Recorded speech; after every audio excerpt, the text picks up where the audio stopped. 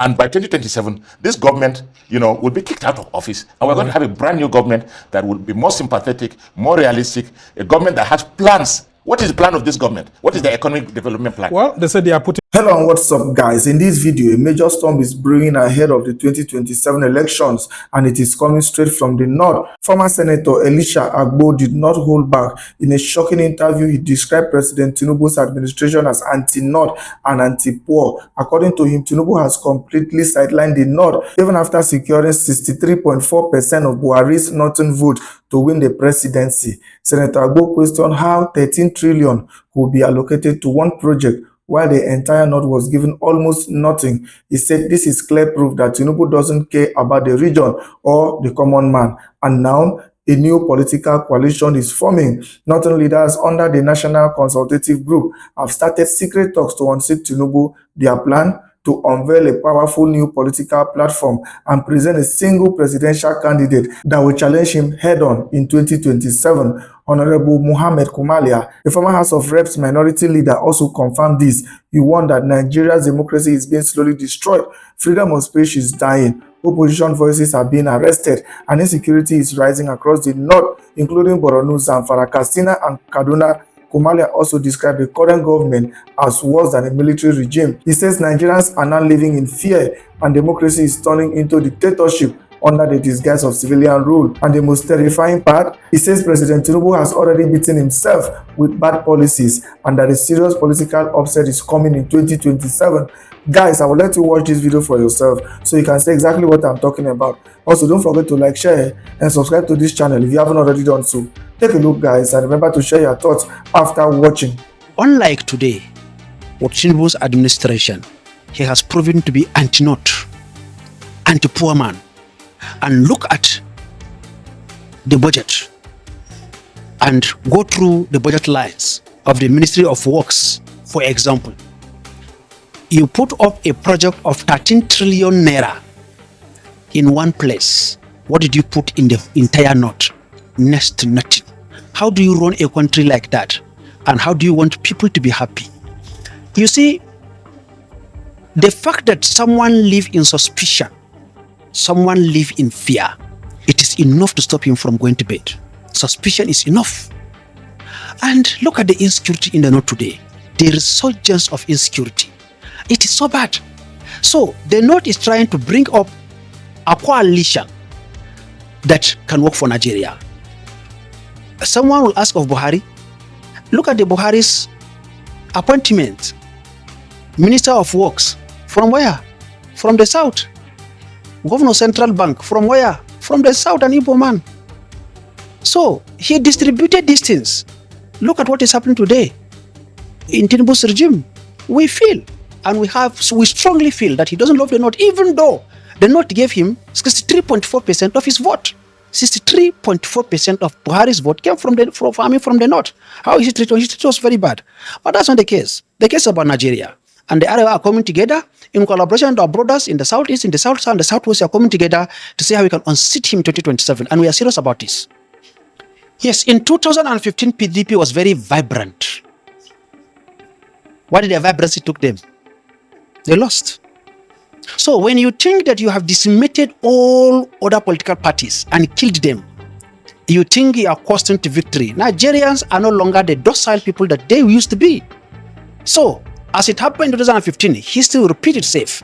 When they thought that everybody was docile and they had the central bank, they opened the central bank vault and they are wheeling out millions and billions of dollars. You can hear they gave one person 2.1 billion US dollars. In what name? In the name of buying arms.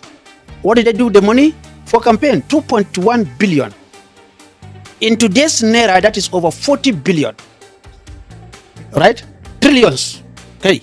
So they gave out this money in 2015 to help somebody to win election because they had the money. So if Tinubu and his APC think that because they have the central bank, they have our common money, our common heritage, our common resource in their pocket, and they want to use our own money to fight us, they will meet us. Forget about their dismissing political parties, their dismissing opposition. We are here waiting for them. When the time comes, they will know who is Northerner. They will know who are Nigerian citizens. And we are not afraid of their arrest. How many will they arrest?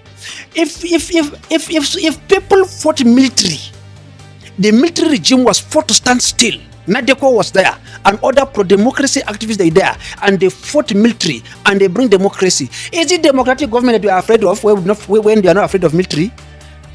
They don't even know what is waiting for them. Welcome to the program. Thank you, Samna. All right, so you've been meeting and coalescing.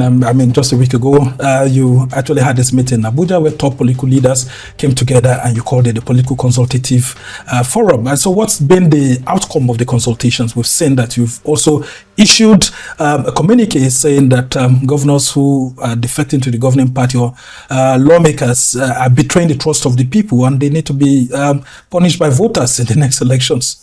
What more have you been saying? Well, first of all, thank you for having me, Samna. It's been a while that I was on this program. I think preparatory to the last general elections, that was when you invited me here. So thank you for having me. Well, the meeting you alluded to that I held last week is just one in a series of meetings that have been happening among key political actors, not only of the northern, group, so to speak, but also leaders across the country, both from the north and the south, about the current happenings within the political space in the country. The whole idea is to, as you know, that democracy is facing a very serious existential threat in this country, particularly in the last 2 years, where the voices of dissent are being suppressed. People that speak against the interests of government are hounded. They're jailed, taken to court, taken to prison, kept in prison custody without trial, and so on and so forth. So is it for other criminal or other offenses, but not directly because they attack the government? Is that what you're saying? You see, the human mind, Samna, is very perceptive. You know what I'm saying? Of course, they'll always find a reason to take someone to court. Someone has committed something maybe 5 years ago, 10 years ago, and you have not done anything. You just wake up simply because every day that person is on television, and the other media platforms, criticizing the government policies and programs. All of a sudden, you wake up and say he has done A, B, and C. So the sins of yesterday are being revisited under the Tinubu administration. Simply because not for justice. Not for justice. Okay, not in pursuit of justice. So these are the things that are happening. So that calls for the need for patriotic, citizens, politicians, to come together, to start talking to themselves, to come together, to see how we can be able to find our way out of this, deep hole that we are all sinking into. What is happening right now within the political space, is not only a mere threat to democracy, but I think it is, to my mind, what is happening is worse than a military rule. And I'll tell you why. A military rule is a military rule. So the boundaries are clearly defined. It is not a rule of that was brought upon by the voices of the people. So it's a dictatorship clearly defined. In the first place, the constitution is abrogated. So that's a military rule. So you know your boundaries. But where, under the pretext of a democracy, some kind of dictatorship, some kind of military kind of, totalitarianism is being imposed on the people, is worse. Because on the face of it, you're supposed to have a constitution. You're supposed to have elections every 4 years. People have rights that are supposed to be protected, by the law. I mean, when I talk about rights, I'm talking of constitutional rights. Freedom of association, freedom of speech, freedom to life and what have you. They are clearly defined by the Constitution. But under this same democracy, all these are, observed in defiance. Well, maybe some people in the government will disagree. I mean, with you saying that there's always this opposition against a southern president. Anytime we have someone from the south, that the northern leaders just want a power grab at all means. And they may just say that some of the words you have used are very strong. I mean, very strong words. And it could be the reverse, just like some southerners were also using this kind of strong words against former military head of state, General Sani Abacha. It's a game you politicians like playing. I mean, I'm not your typical politician. As you have introduced me, I'm a professional in politics. So I'm not your typical politician. I'm not interested on all this back and forth about this and that. But I'll tell you this, there's nothing wrong with a southern politician. The present president couldn't have been president of Nigeria without the support of the North. Everybody knew what the northern governors came together, and did for him to even get the candidature. He got more votes in northern Nigeria than in southern Nigeria. So what are you talking about? So all these narratives, all these skewed, jaundiced, narratives that are being, promoted simply to pitch the North against the South by a few elements within the political space. Nigerians are very intelligent people. They can see beyond this, narratives that are being, pushed out there. Just to, the truth of the matter is, it doesn't matter who is president. It doesn't matter where you come from as a citizen. What matters is the president delivering good governance to the people. Bottom line. That's what is important. Whether you're a southerner or northerner, you go to the same market. Well, and a lot of people will kick against this sort of political guidance by top northern leaders. Under Buhari, I mean, there was no situation so much like this, putting President Buhari then under heavy tension by southern political leaders, and he was given an opportunity to actually get the second term quietly and all of that. Why shouldn't President Tinubu be given an opportunity to do similar thing?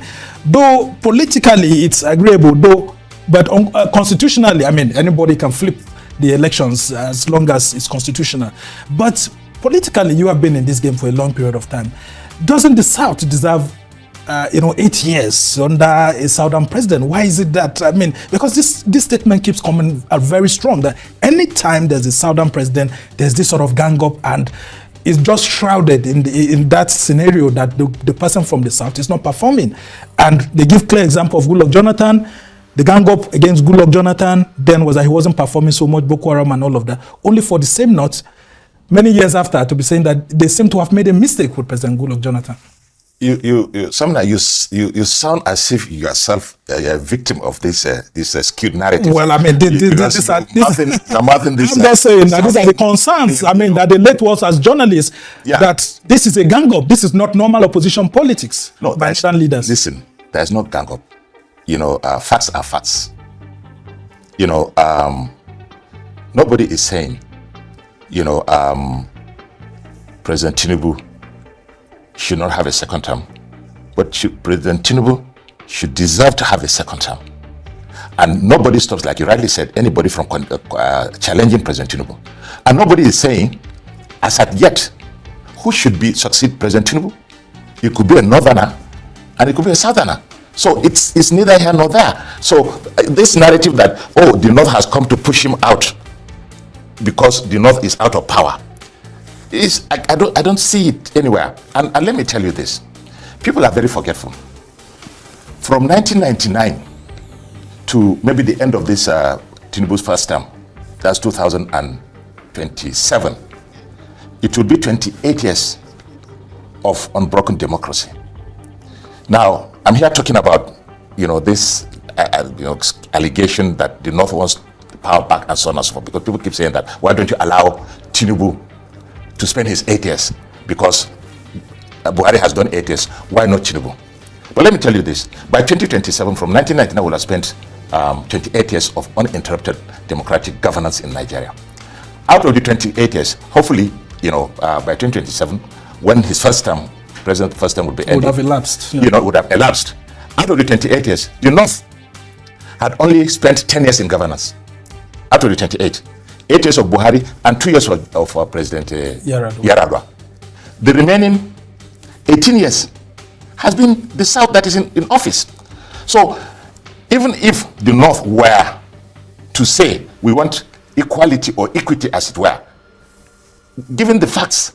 And these are facts. Nobody's creating these numbers. Well, you know, it's a reality. You know that in the conversation, sometimes they also bring upwards the issues of military rule. The North had more power and all of that. When you put all those together, the North seem to have enjoyed more power under the Nigerian state. A military, you know, a military person that has been there to come and tell you what military rule is all about. You know, so what I'm saying, I'm not here to speak about that because I'm not part of them. I was never a military man. Yeah, so and nobody voted for them. What we're saying is under a democratic rule where rights are given to citizens, where the principles of equity, equality, because that's the basis of all this discussion between the different constituents, you know, the different parts of the country, whether it's the different demographies, whether it is regions, zones, you know, so what I'm saying, religious diversity and what have you. This discussion can only happen under a democratic governance. And I am telling you that under this democratic governance that we've had from 1999 to date, the North has only had,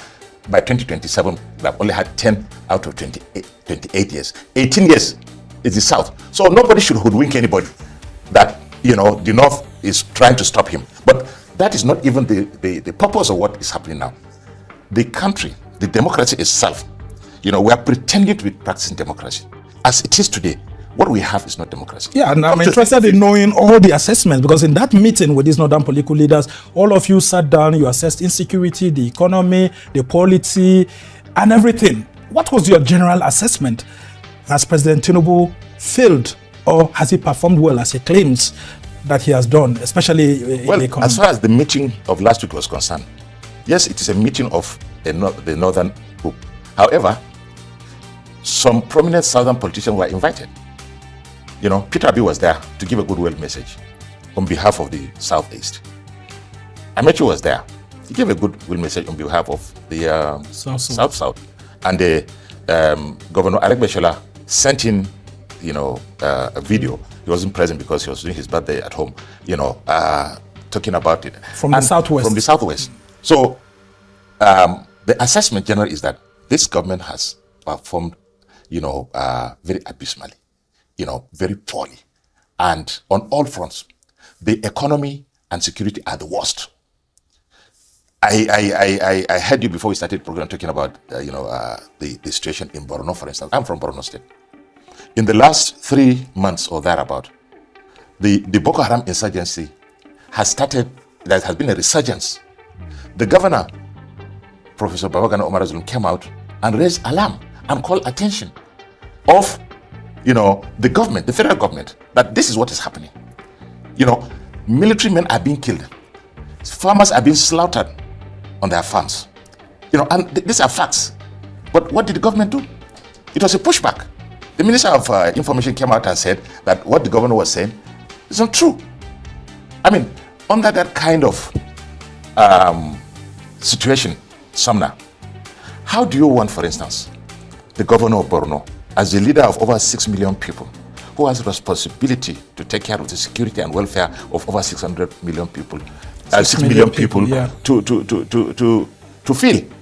Well, and we're actually surprised because that's the home state of the vice president, and Governor Zulu himself is a member of the Governor of Progressive Congress.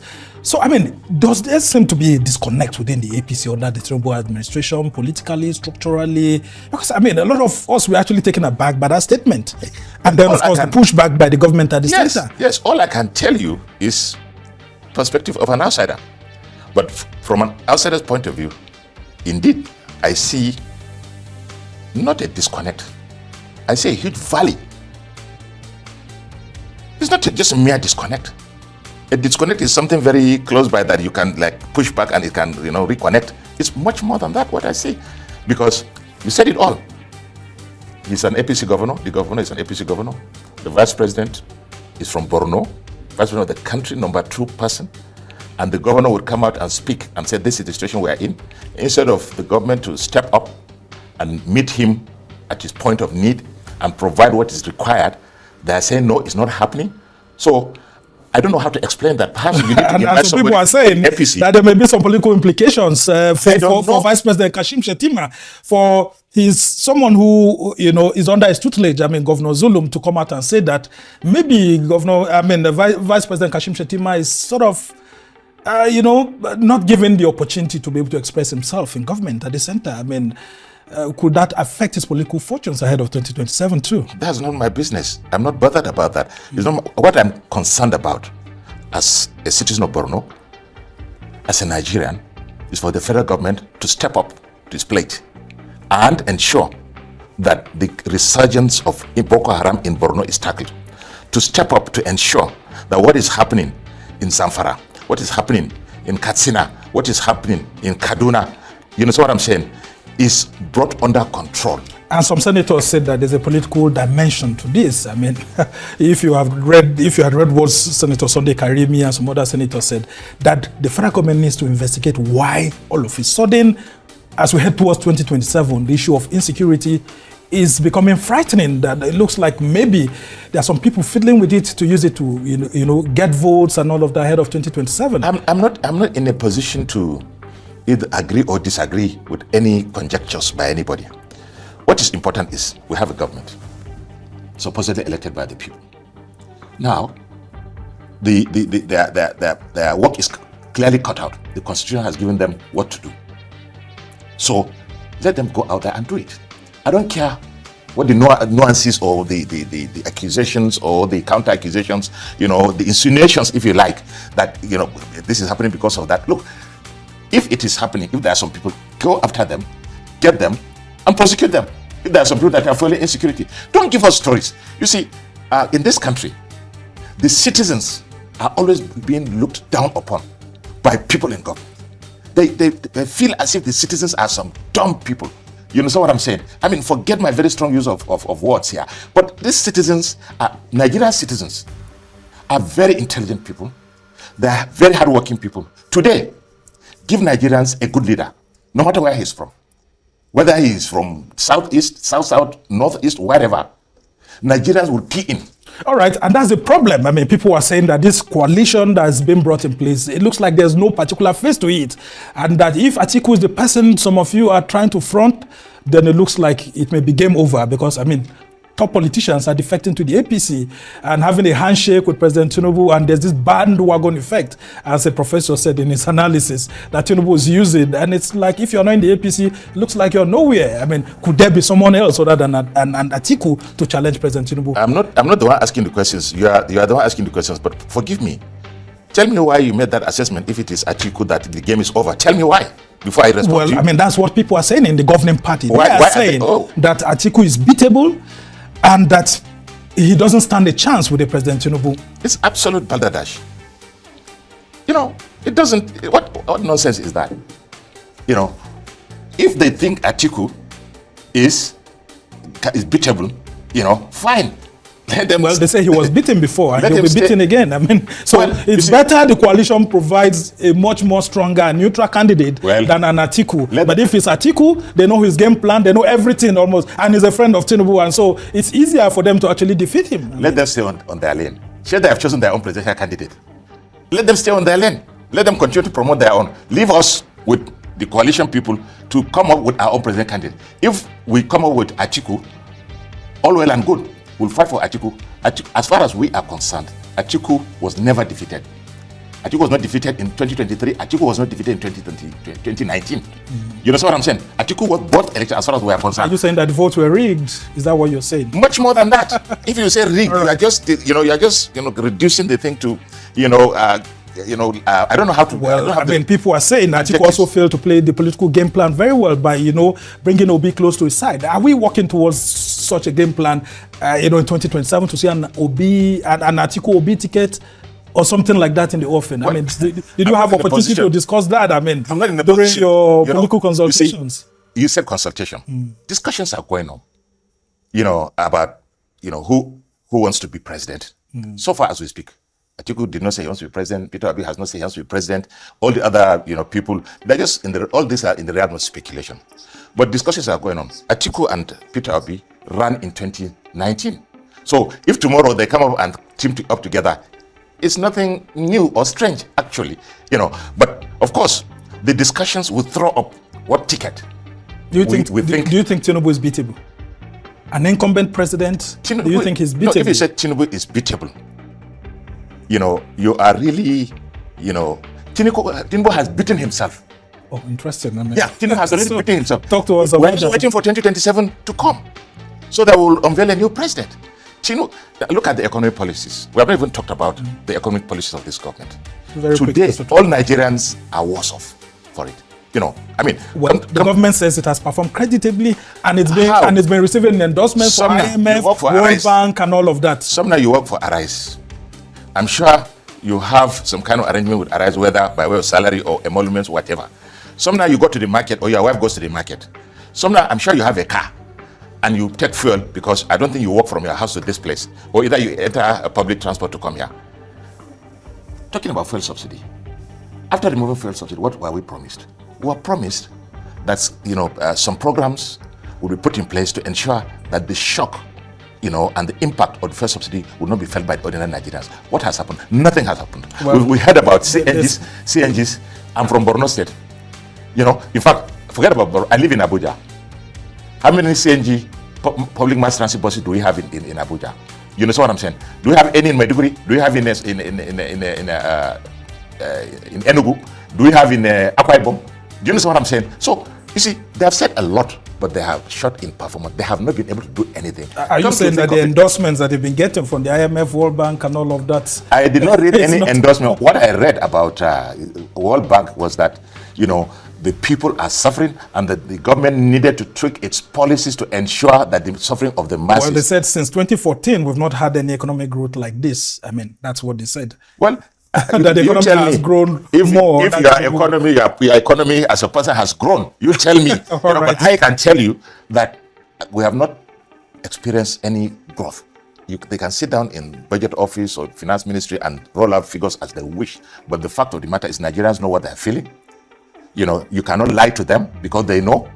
And when 2027 comes, people will decide based on their own personal assessment, not what I tell them or what the government tells them. Based on their own personal assessment, to decide whether this government deserves to be returned back to office, or it's a government that needs to be kicked out. And I want to assure you that they have already finished the campaign for the coalition.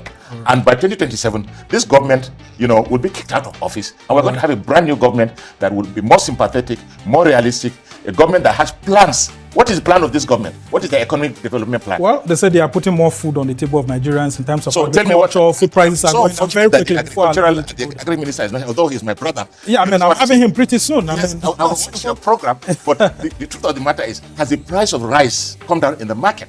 Has the price of beans come down in the market? Well, has the price of yam come down in the market?